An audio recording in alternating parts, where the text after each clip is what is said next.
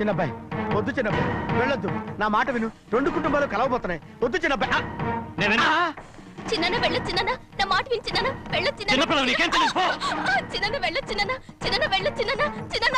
ఆగో, ఎక్కడికి వెళ్తున్నావు? ఒక నౌకరేదవా నా అక్క కూతురు ఒంటి మీద చెయ్యేశాడని తెలుసు కూడా నన్ను నోరు మూసుకుని కూర్చోమంటావా? అటు తప్పుకున్నాయా? వాడి కాలు చెయ్యం నరకందే నేను నిద్రపోను. నరికేస్తే నీ పక్క చల్లారిపోతుందా? అందుకని పరువు పైన పర్వాలేదని చేతులు ముట్టు కూర్చోమంటావా? పొర్రుందిరా నీకు?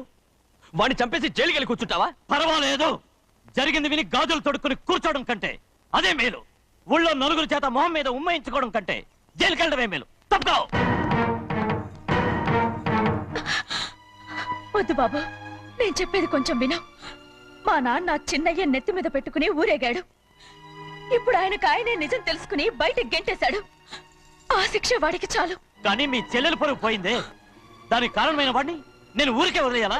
నువ్వు వాడిని నరికేస్తే జరిగింది మాసిపోతుందా? పోదు, కానీ కోపం కొంచెమైనా తగ్గుతుంది కదా. 2 రోజులు ప్రశాంతంగా ఉంటే అన్ని కోపాలు పోతాయి.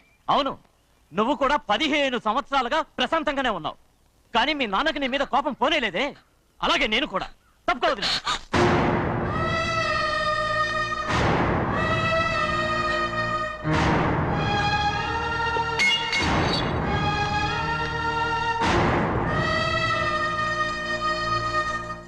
వాడి కోపంలో కూడా న్యాయం ఉంది గౌరీ. ఎవడో చేసిన దాన్ని ఎవడు చేసుకుంటాడు చెప్పు? న్యాయంగా చూస్తే వాడు చేసుకోవాల్సిన పిల్ల. వాడు మనతో పాటు చిన్న వయసులో వచ్చేసాడు కాబట్టి ఆ కుటుంబానికి విరోధయ్యాడు. పోన్లే, తను నాకు మర్యాద ఇవ్వకపోయినా నీకైనా ఇచ్చాడు. అచ్చా రే బండిదీరా.